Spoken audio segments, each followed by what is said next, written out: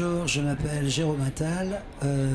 Comme vous pouvez le remarquer, j'ai une petite voix aujourd'hui, même une voix que je qualifierais d'outre-tombe. Alors ce n'est pas du tout un hommage à Chateaubriand, loin de là, mais c'est parce que j'ai fait un concert au Bateau Phare, parce que je chante aussi un petit peu. Et c'était vraiment, c'était très intense. Et donc je suis sorti de là complètement sans voix. J'ai écrit plusieurs livres chez Stéphane Million, éditeur.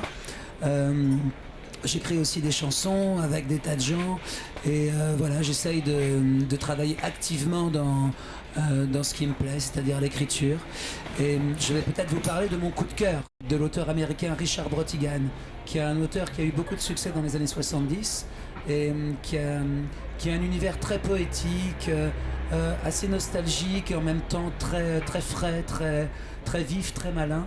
Et alors, il a fait plusieurs livres, souvent dans des genres différents. Il a fait de la poésie, il a fait aussi une parodie d'un polar qui s'appelle Un privé à Babylone, qui est vraiment exquis.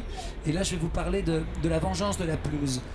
Déjà, il y a un titre assez croustillant, mais La vengeance de la pelouse, c'est vraiment un recueil de petits textes qui sont à la fois... Alors, sur la longueur, c'est assez imparfait, mais c'est ça qui est charmant. C'est-à-dire que ça donne envie de vivre, ça donne envie de lire, ça donne envie d'écrire. Et il y a vraiment beaucoup de mélancolie. Il revient sur son enfance, il revient sur l'histoire de l'Amérique, il revient sur les êtres qu'il croise dans la rue. Et c'est vraiment écrit comme ça. Il a un autre de ses livres qui s'appelle Mémoire sauvée du vent.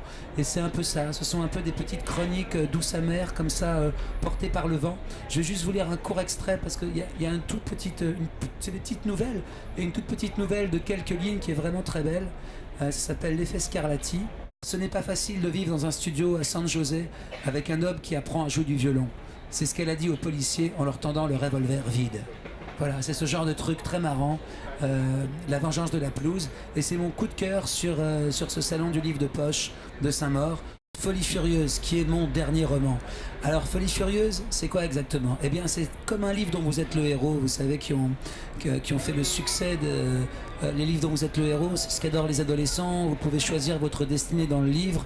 Vous allez d'un point à l'autre selon vos choix, d'un paragraphe à un autre. Et il y a des vampires, des créatures, des revenants, des monstres, des chevaliers, des princesses. Et j'ai adapté cette idée à une histoire d'amour contemporaine. Parce que oui, mesdemoiselles, dans les histoires d'amour, il y a aussi des vampires, il y a aussi des créatures, et le plus dangereux de tous, il y a aussi des revenants dans les histoires d'amour. Alors vraiment, dans Folie furieuse, il faut se dépêtrer de tous ces pièges amoureux pour trouver le bon choix, le bon garçon, le bon prince charmant.